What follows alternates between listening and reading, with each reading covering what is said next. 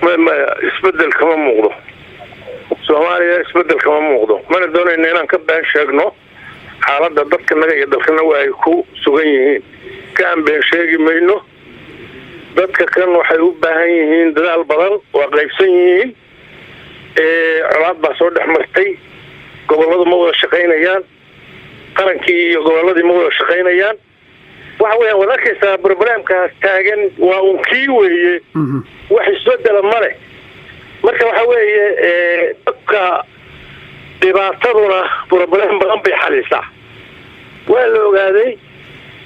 kii example ka soo qaad koofidii waxay soo gashatay Afrika koofida Afrika waxa loogu geliyaa iyagoo Kismaayo jooga waxa ay Kismaayo ugu soo duuleen oo inta u soo mareen oo ay u qabsadeen nacayb iyo colaad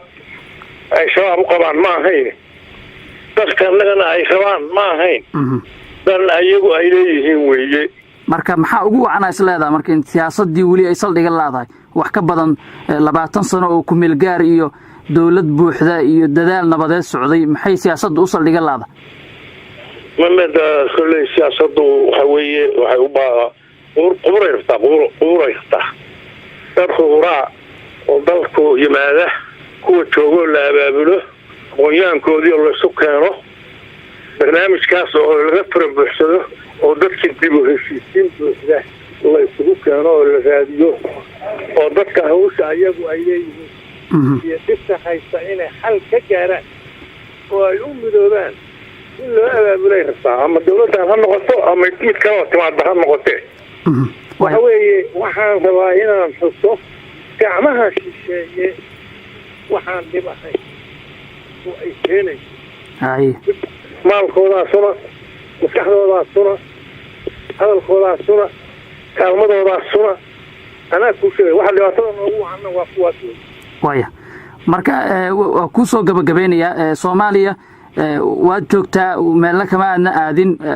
ciidamada iyo amnigana aad u taqaana waxaa loo maaran layahay al-shabaab oo dhowr sano dadkii dil iyo qarax iyo dhibaato ku wada muddo dheerna dadaal waa la geliyay oo adduunyadii xitaa ay qayb ka qaadatay maxaa shabaab looga adkaan layahay shabaab ka weyn baa meesha kii waxa la dirirayo shabaab laftooda ayagaaba u baahan in la kaalmeeyo yaa u baahan in la kaalmeeyo kii la dirirayo waa al-shabaab laftiisa la kaalmeeyo ciidamada Soomaalida dhibaato daran ay wajahayaan aqoonad u leedahay ciidanka Soomaaliyeed si ay xoog u yeeshaan oo amniga dalka ula wareegaan maxaa talo inaad jeedin lahayd ciidanka Soomaalidu waxay ahaan jireen kuwii Afrika ugu tababarka badnaa ugu firfircoonaa ugu awoodda badnaa bay ahaan jireen magaran si wanaagsan dadkaas diyaariyay iyo kuwii la diyaariyayba dalka wali waa ku joogaan oo waa joogaan waxa loo diyaarin waayay ama ciidankaas loo habeyn waayay ama cadow kale looga adkaan waayna waxa weeyaan ayagii la ignore gareeyay lama faa'iideysanayo saraakiisha waa joogtaa laga howlgelinayo sidee baa loo xoreynayaa ciidan ama ciidanku uu ficnaanayaa sarkaalkiisii oo lama diyaarinay waa garta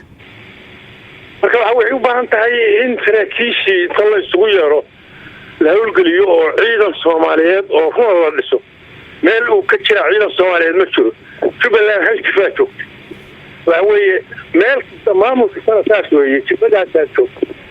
ciidanku xagee ka imaanaya marka seel weeli kara marka in saraakiishii la howlgeliyo iyay tahay inay howlgeliso dawladuhu waqtiga ma gelin tan iyo kuwii ka horeeyaba loo howlgelinayaa goorma la howlgelin doona والله قلت هوجليا يلا la weydiinaya laakiin waa laga maarmaan in laga faa'iideysto saraakiishii iyo ciidamadii barnaamijkan yaqaanay oo u diyaarsana waa joogaan ayagoo ciidda ka badan haddaan kuwaanu howlgelin oo laga faa'iideysan waxaan filayaa kuwa ka dambeeyay sugaysaa ama iyaguna ha beerdaheeyeen ama ha ka faa'iideysteen hadda aad ku qanacsantaa sida ciidamada loogu dadaalayo oo akoona loogu sameeyay oo tababar dibadda loogu dirayo qaar gudii lagu tababarayo way aragnimadaada sax ma kula tahay sax maaha ma wadadina loo hayo kala dambeyntoodii baa anigu hadda korba shaqada isku jiro laakiin sarkaal oo arradatan waayo arag u ahoo sarkaalnimada yaqaan oo nidaamka ciidan yaqaan baan ahay waxaa hadda ciidanka lagu samaynayo ciidan kuma dhismayo waxaan maqlayaa xataa nin generaal ah generaal weyn oo gaamuray